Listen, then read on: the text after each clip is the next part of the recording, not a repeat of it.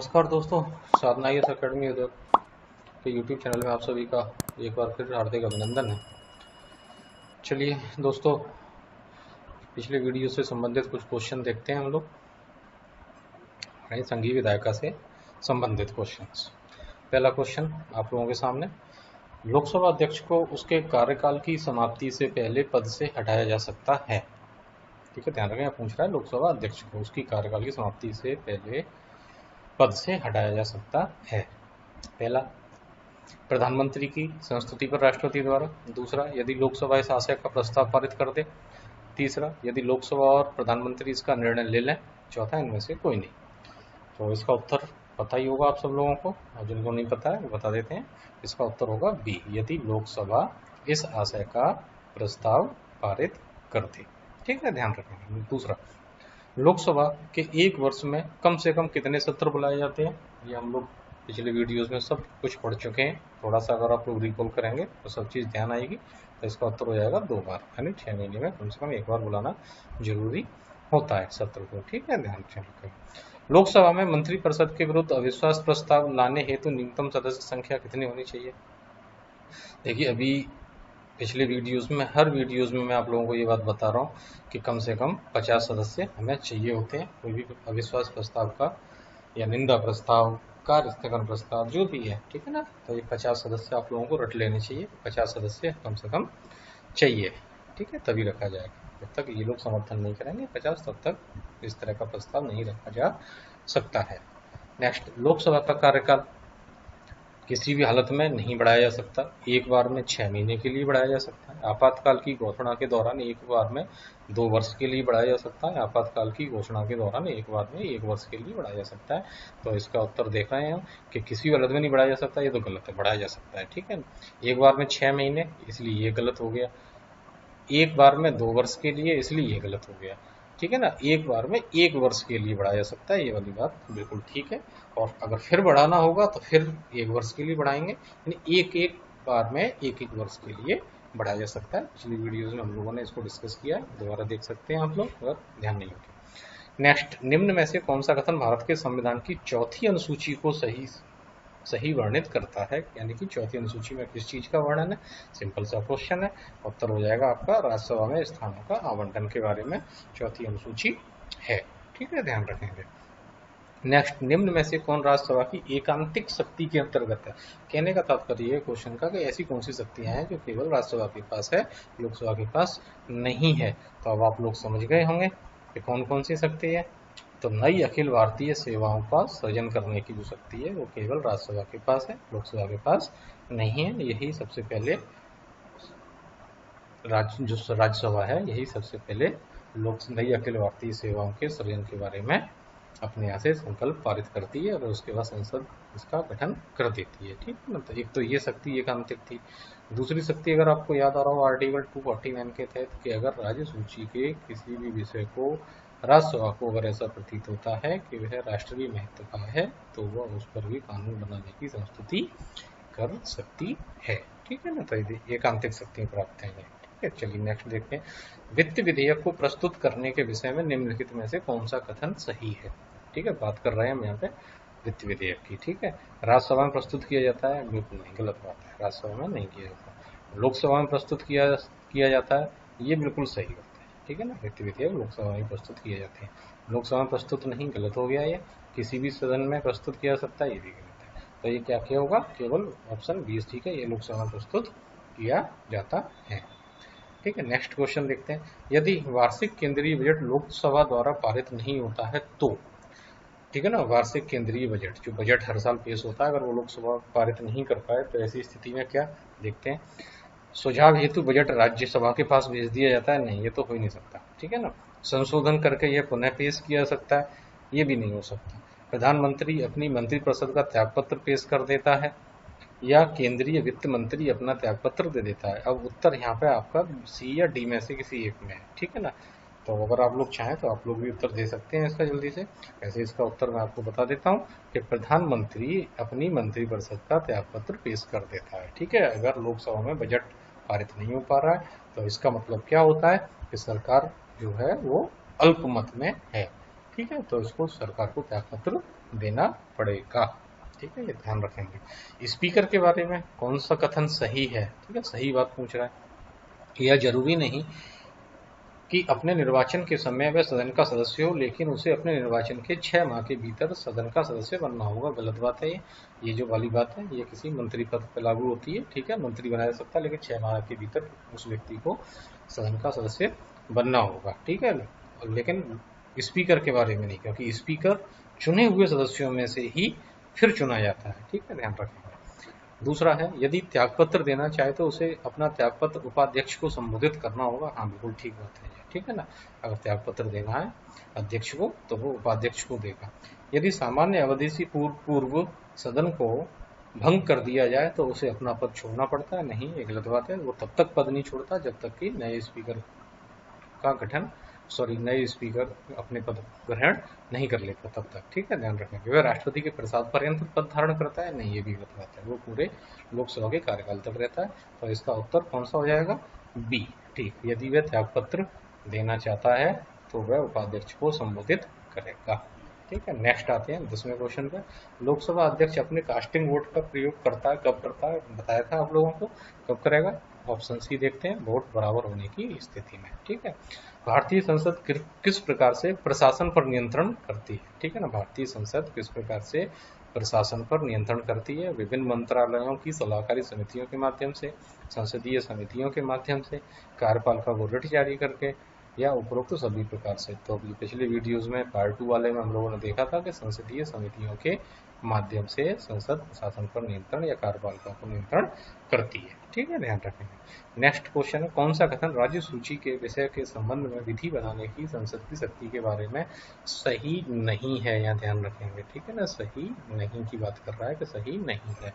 कौन सा कथन राज्य सूची के विषय के संबंध में विधि बनाने की संसद की शक्ति के बारे में सही नहीं है? पहला ऑप्शन है, राज्य सूची में शामिल विषय के संबंध में राष्ट्रीय हित में कानून केवल राज्यसभा बना सकती है। दूसरा, राज्यसभा को उपस्थित और मत देने वाले सदस्यों में से कम 2/3 सदस्यों द्वारा समर्थित संकल्प पारित करना होगा। राज्यसभा को घोषित करना होगा कि ऐसा करना राष्ट्रीय हित में है। ऐसा कानून संपूर्ण भारत या उसके किसी भाग के लिए बनाया जा सकता है। ठीक है ना, तीनों करीब करीब लग रहे हैं, चारों ऑप्शन, लेकिन इसमें जो उत्तर सही है या जो सही नहीं है कथन, वो ये है कि राज्य सूची में शामिल विषय के संबंध में राष्ट्रीय हित में कानून केवल राज्यसभा बना सकती है। राज्यसभा कानून नहीं बना सकती है, राज्यसभा संस्तुति करती है कि इस विषय पर कानून बनाया जाए या बनाया जा सकता है। तो ऐसी स्थिति में फिर कानून तो संसद ही बनाएगी। ठीक है ना, तो राज्यसभा तो केवल रिकमेंड कर रही है, जो बात मैंने अभी बताई थी। ठीक है, ध्यान रखेंगे। तो ये वाला ऑप्शन इसमें सही नहीं है, बाकी के जो 3 है वो ठीक होते हैं। नेक्स्ट, कौन सी शक्तियां लोकसभा को राज्यसभा की तुलना में अनन्य रूप से प्राप्त है? ठीक है, कौन सी शक्तियां लोकसभा को राज्यसभा की तुलना में अनन्य रूप से प्राप्त है, ऐसे भी कह सकते हैं कि कौन सी ऐसी शक्तियां हैं निम्नलिखित में से जो लोकसभा के पास ज्यादा है और राज्यसभा के पास या तो कम है या नहीं है। ठीक है ना, देखते हैं। पहला, धन विधेयक केवल लोकसभा में प्रस्तुत किया जा सकता है। सही बात है या नहीं? बिल्कुल ठीक बात है। राज्यसभा में धन विधेयक पेश नहीं किया जा सकता। तो एक तो ये ठीक हो गया। मंत्रिपरिषद के उत्तरदायित्व के संबंध में, ये भी बिल्कुल ठीक बात है, क्योंकि मंत्रिपरिषद लोकसभा के प्रति उत्तरदायी होती है, न कि राज्यसभा के प्रति। तो ये भी ठीक हो गया। धन विधेयक के निरस्तीकरण व संशोधन के संबंध में, ये भी बात ठीक है कि धन विधेयक में जो भी संशोधन करना है, निरस्तीकरण करना है, वो सब लोकसभा करती है, न कि राज्यसभा। राज्यसभा के पास कोई पावर नहीं है। नेक्स्ट, अखिल भारतीय सेवाओं के सृजन के संबंध में, ये वाली अगर हम पावर की बात करें तो ये पहुंच जाती है आपके राज्यसभा के पास। ठीक है, तो इसका उत्तर क्या हो जाएगा? 1, 2 एंड 3, ये 3 ठीक है, यानी कि ये पहला वाला आपका उत्तर ये ठीक हो जाएगा। ठीक है, चलिए 14वें क्वेश्चन की ओर बढ़ते हैं। निम्नलिखित कथनों पर विचार कीजिए। राज्यसभा को धन विधेयक को अस्वीकार करने या संशोधित करने की कोई शक्ति निहित नहीं। बिल्कुल सत्य बात है। ठीक है ना, राज्यसभा धन विधेयक को न तो अस्वीकार कर सकता है, न ही उसमें कोई संशोधन कर सकता है। हाँ, सिफारिश कर सकता है। ठीक है, ये वाली बात ध्यान रखेंगे। राज्यसभा अनुदान की मांगों पर मतदान नहीं करती। ये बात सही है या गलत है, बताएं। नेक्स्ट, राज्यसभा में बजट पर चर्चा नहीं हो सकती। देखिए, बजट पर तो चर्चा होती है राज्यसभा में, क्योंकि बजट में तो दोनों में होगी। ठीक है ना। अब हमारे पास क्या बचा, पहला और दूसरा। राज्यसभा अनुदान की मांगों पर मतदान नहीं कर सकती। क्यों नहीं कर सकती? क्योंकि अनुदान की मांगें कहाँ रखी जाती है, लोकसभा में, ठीक है ना। और पहला वाला भी हम लोगों ने देखा कि धन विधेयक को अस्वीकार करने या संशोधित करने की कोई शक्ति नहीं, ये शक्ति केवल लोकसभा के पास है। तो ऊपर ये फर्स्ट और सेकंड ये दो बातें कही गई हैं, ये दोनों लोकसभा के पास अनन्य शक्तियां हैं, ठीक है ना। तो उत्तर क्या हो जाएगा इसका, एक व दो सही है, ठीक है ना। तीसरा गलत है क्योंकि बजट पर चर्चा राज्यसभा में होती है। नेक्स्ट आते हैं 15वें क्वेश्चन की। राज्यसभा के सदस्यों को शामिल नहीं किया जाता है। राज्यसभा के सदस्यों को शामिल नहीं किया जाता है। तो लास्ट वीडियो में हम लोगों ने समितियां पढ़ी थी, वहां से क्वेश्चन है ये। तो लोकलेखा समिति, प्राक्कलन समिति और सार्वजनिक उपक्रमों की समिति। तो इसका उत्तर मेरे ख्याल से आप लोगों को पता चल गया होगा। दूसरी प्राक्कलन समिति, एस्टीमेट कमेटी, इसमें 30 सदस्य होते हैं और सभी आपके लोकसभा के सदस्य होते हैं, राज्यसभा के नहीं होते हैं, ठीक है ना। लोकलेखा समिति और सार्वजनिक उपक्रमों की समिति, इन दोनों में लोकसभा और राज्यसभा के सदस्य होते हैं, ठीक है। नेक्स्ट क्वेश्चन, संसद के दोनों सदनों का संयुक्त अधिवेशन आयोजित होता है। कब होता है आयोजित, देखते हैं। राष्ट्रपति के निर्वाचन के लिए नहीं, गलत। उपराष्ट्रपति के निर्वाचन के लिए, गलत। संविधान संशोधन विधेयक को पारित करने के लिए, ये भी गलत। ऐसे विधेयक पर विचार करने और उसे पारित करने के लिए जिस पर दोनों सदनों में मतभेद हो, बिल्कुल ठीक। तो उत्तर क्या हो जाएगा आपका इसका, डी, केवल 4 सही है, ठीक, ध्यान रखेंगे। नेक्स्ट, भारत में लोकसभा का अध्यक्ष मनोनीत किया जाता है, चयनित किया जाता है, निर्वाचित किया जाता है या नियुक्त किया जाता है। तो मैं आप लोगों को कई दिनों से कई वीडियोस में ये वाली बात बता चुका हूँ कि लोकसभा का अध्यक्ष अपने ही सदस्यों में से चयनित किया जाता है, ठीक है। तो ध्यान रखेंगे। तो उत्तर क्या हो जाएगा इसका, बी। ये शब्दों पर जरूर ध्यान दें पॉलिटी में, और इस शब्दों से क्वेश्चन काफ़ी गलत भी हो जाते हैं, ठीक है। तो लोकसभा का अध्यक्ष अपने ही सदस्यों में से उसका चयन किया जाता है किसी, ठीक है। नेक्स्ट, निम्न कथनों में से कौन सा एक धन विधेयक के बारे में सही नहीं है, ठीक है।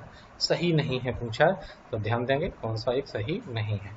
धन विधेयक संसद के दोनों सदनों में से किसी भी सदन में प्रस्तावित किया जा सकता है, नहीं, ये तो गलत बात है, ठीक है, क्योंकि लोकसभा में प्रस्तावित किया जाता है। नेक्स्ट, लोकसभा अध्यक्ष यह निर्णय करने के लिए अंतिम प्राधिकारी है कि कोई बिल धन विधेयक है या नहीं। ये बिल्कुल सत्य बात है, ठीक है, क्योंकि लोकसभा अध्यक्ष ही यह निर्णय करता है कि कौन सा विधेयक धन विधेयक है और कौन सा धन विधेयक नहीं है, ठीक है। नेक्स्ट देख लेते हैं, लोकसभा द्वारा पारित किसी धन विधेयक का राज्यसभा द्वारा 14 दिनों के भीतर वापस लौटाया जाना आवश्यक है। बिल्कुल सत्य बात है। अगर नहीं लौटाएगी तो अगले दिन से जिस रूप में लोकसभा ने राज्यसभा के पास विधेयक को भेजा है उसी रूप में पास मान लिया जाता है। तो ये भी ठीक हो गया। राष्ट्रपति धन विधेयक को लोकसभा में पुनर्विचार के लिए नहीं लौटा सकता, ये भी बात सत्य है, क्योंकि राष्ट्रपति की पूर्व अनुमति से ही धन विधेयक को लोकसभा में प्रस्तुत किया जाता है। तो जब पहले ही वो परमिशन दे चुका है तो बाद में लौटाने का तो प्रश्न ही नहीं उठता, मोस्टली उस पर साइन इसीलिए वो कर देता है, ठीक है ना। तो इसमें हम लोगों ने देखा कि पहला वाला जो ऑप्शन था ये आपका गलत हो गया कि धन विधेयक संसद के दोनों सदनों में से किसी भी सदन में प्रस्तावित किया जा सकता है, ठीक है, और गलती हमें छांटना था। नेक्स्ट, संसद में स्थगन प्रस्ताव लाने का क्या उद्देश्य है? तो देखिए नाम से पता चल रहा है कि स्थगन प्रस्ताव, ठीक है ना, और पिछले वीडियोस में हम लोगों ने इसमें डिटेल में पढ़ा भी था। तो सार्वजनिक महत्व के निश्चित अति आवश्यक मुद्दे पर बहस करने हेतु, विपक्षी सदस्यों के मंत्रियों से सूचना प्राप्त करने हेतु, ये तो हो ही नहीं सकता, ठीक है ना। किसी अनुदान की मांग में एक निश्चित मात्रा में कटौती करने हेतु, ये भी नहीं है। कुछ सदस्यों के हिंसक या अनुचित व्यवहार पर रोक लगाने के लिए कार्यवाही स्थगित करने हेतु, ये भी नहीं हो सकता, ठीक है ना। तो हम लोग बताते हैं स्थगन प्रस्ताव कब लाते हैं, जब संसद का सत्र चल रहा हो, ठीक है ना, आराम से मीटिंग हो रही हो, तो उस दिन की कार्रवाई चल रही हो और अचानक कोई ऐसी घटना आ जाए सार्वजनिक महत्व की, तो उस पर बहस करने के लिए चलती हुई कार्यवाही को रोक के स्थगन प्रस्ताव लाके उस संबंधित जो बहुत महत्वपूर्ण विषय है सार्वजनिक हित का, उस पर चर्चा शुरू कर दी जाती है। तो वही स्थगन प्रस्ताव या कार्य रोको प्रस्ताव भी कहलाता है, ध्यान रखेंगे। तो इसका उत्तर क्या हो जाएगा, सार्वजनिक महत्व के निश्चित अति आवश्यक मुद्दे पर बहस करने हेतु। लास्ट क्वेश्चन देखते हैं आज का, राजनीतिक शब्दावली में शून्यकाल का अर्थ है। क्या अर्थ है शून्यकाल का? वह दिन जब संसद में कोई कार्य नहीं होता। गलत बात है ये, है ना, ऐसा तो है ही नहीं है। निलंबित प्रस्ताव, ये भी नहीं है। स्थगन काल, ये भी नहीं है। प्रश्न उत्तर सत्र, ये है। ठीक है ना। पिछली आप वीडियोज में देखेंगे संघीय विधायिका के पार्ट 2 वाले में, तो उसमें मैंने आप लोगों को स्पष्ट लिख रखा है स्लाइड में भी कि शून्यकाल को प्रश्न उत्तर सत्र के नाम से भी जाना जाता है। तो दोस्तों, ये थे आपके संघीय विधायिका से संबंधित कुछ क्वेश्चन। मैं चाहूँगा कि आप क्वेश्चन को हल्के में ना लें, इनको एक बार देखें कि किस तरह से क्वेश्चन को हम सॉल्व करते हैं कि हमारा उत्तर गलत ना हो। ठीक है दोस्तों, तो वीडियो देखने के लिए आप सभी का बहुत बहुत आभार, धन्यवाद। इसी प्रकार से हमसे जुड़े रहिए। अगर आप लोगों को किसी को ऑनलाइन क्लास हमारी ज्वाइन करनी है तो उसके लिए स्क्रीन पर नीचे आपको मोबाइल नंबर और हमारी वेबसाइट दिख रही है।